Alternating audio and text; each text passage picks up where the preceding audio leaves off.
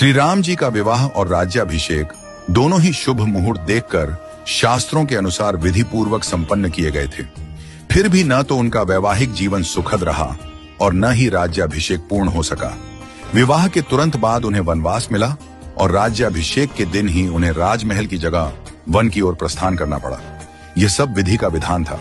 जब इस दुखद परिस्थिति का कारण पूछा गया तो महर्षि वशिष्ठ जी ने कहा, सुनहु भरत, भावी प्रबल बिलखी कहेउ मुनिनाथ, हानि लाभ जीवन मरण यश अपयश विधि हाथ। हे भरत, भावी बहुत बलवान होता है, हानि लाभ जीवन मरण यश अपयश सभी विधाता के हाथ में है। मनुष्य चाहकर भी भाग्य को नहीं बदल सकता। श्री राम जो धर्म के मूर्तिमान स्वरूप हैं, जिनके जीवन का प्रत्येक क्षण मर्यादा और सत्य की मिसाल है, वे भी अपने भाग्य को नहीं टाल सके। उन्हें वनवास मिला, पत्नी सीता को खोना पड़ा और अंत में उन्होंने स्वयं सरयू में जल समाधि लेकर अपनी लीला का समापन किया। श्री कृष्ण जिन्हें योगेश्वर कहा गया, जिन्होंने गीता में कर्म, ज्ञान और भक्ति का मार्ग बताया, वे भी अपने कुल के विनाश को नहीं रोक सके। उनके यादव वंश में आपसी कलह से एक दूसरे का संहार हुआ।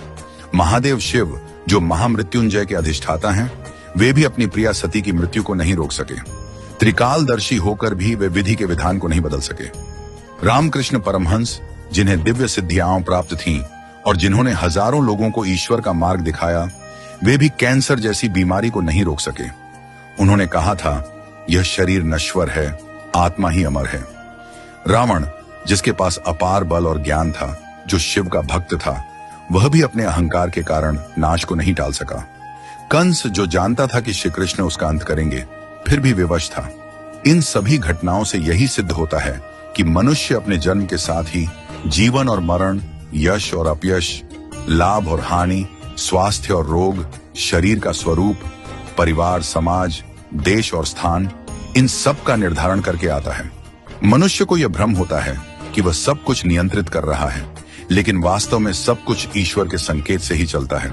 इसीलिए साधक को चाहिए कि वह मन, वचन और कर्म से सहज, सरल और सदाचारी बना रहे, सदैव प्रभु का स्मरण करता रहे और अपने कर्तव्यों को श्रद्धा और निष्ठा से निभाए।